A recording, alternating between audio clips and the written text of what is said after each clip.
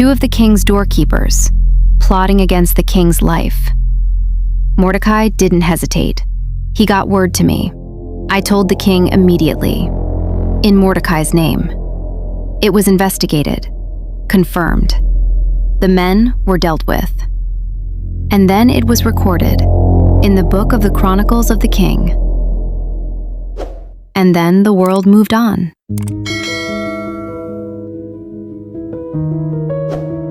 I didn't know then how much that single, quiet entry would one day mean. And then there was Haman. I want to be careful how I say this, because even now, the name sits differently in my mouth than other names. He was charming, genuinely charming, the kind of man who walked into a room and made everyone feel like they had been waiting for him. He had a smile that reached his eyes. He laughed at the right moments. He said the right things. Everyone loved Haman. And that was the most terrifying thing about him. Because underneath all of that, there was something cold. Something that only came out in the quiet moments.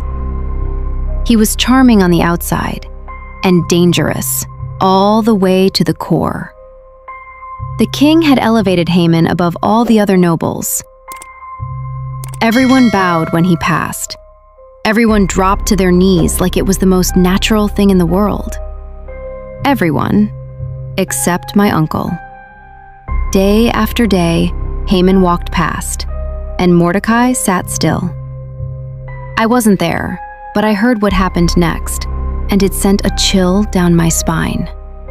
When they told Haman about Mordecai, and that Mordecai was Jewish, something in him went quiet. He didn't snap. He didn't shout. He just went quiet. And then he started planning. He came to the king with everything perfectly prepared. His voice was calm, his reasoning clean.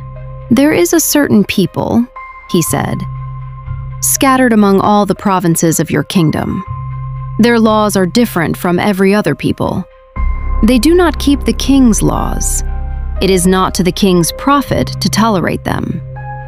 He even offered silver from his own treasury, 10,000 talents, to cover the cost of what he was proposing. The king didn't even ask which people he was talking about. He just took off his signet ring and handed it to Haman.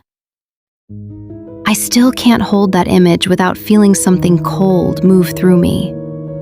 A ring, passed from one hand to another in a single, careless moment. And somewhere in the city, a Jewish girl sitting in a palace with a crown on her head had no idea that her people had just been handed a death sentence. The decree went out to every province, to every corner of the empire. On the 13th day of the 12th month, every Jewish man, every Jewish woman, every Jewish child to be destroyed, killed, annihilated. All of Susa was thrown into confusion, and Haman sat down with the king to drink.